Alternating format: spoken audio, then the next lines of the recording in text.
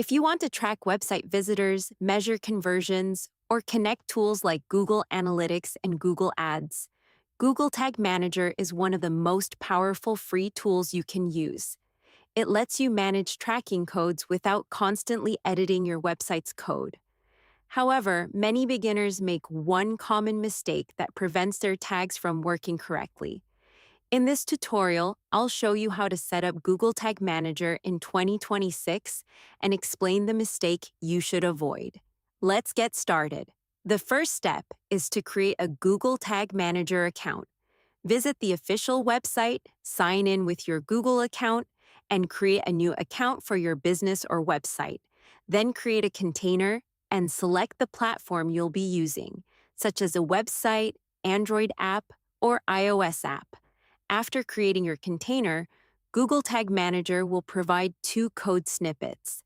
These snippets need to be installed on every page of your website. One goes inside the head section, and the other should be placed immediately after the opening body tag. If you use WordPress, Shopify, Wix, or another website builder, there are plugins and built-in integrations that make this process much easier. Once the container is installed, you can begin adding tags. A tag is simply a piece of code that collects information or connects your website to another service. For example, you can add Google Analytics 4, Google Ads conversion tracking, Metapixel, LinkedIn Insight tag, or many other marketing and analytics tools. Every tag also needs a trigger. Triggers tell Google Tag Manager when a tag should fire. You can activate a tag when someone views a page, clicks a button, submits a form, completes a purchase, or performs many other actions on your website. Now let's talk about the biggest mistake beginners make. Many people create their tags and triggers, but forget to click the submit button after testing everything. Using Preview Mode only tests your changes. It does not publish them to your live website. If you close Google Tag Manager without publishing the container, none of your tracking tags will actually work.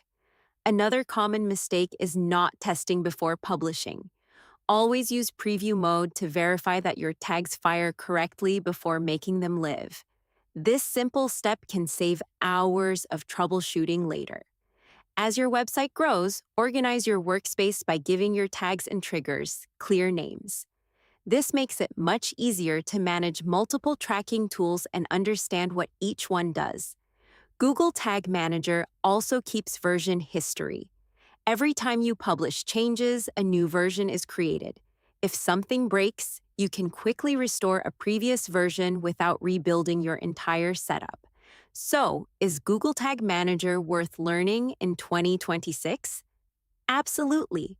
Whether you run a blog, an online store, or a business website, Google Tag Manager makes tracking much easier while reducing the need to edit your site's code every time you want to add a new marketing tool.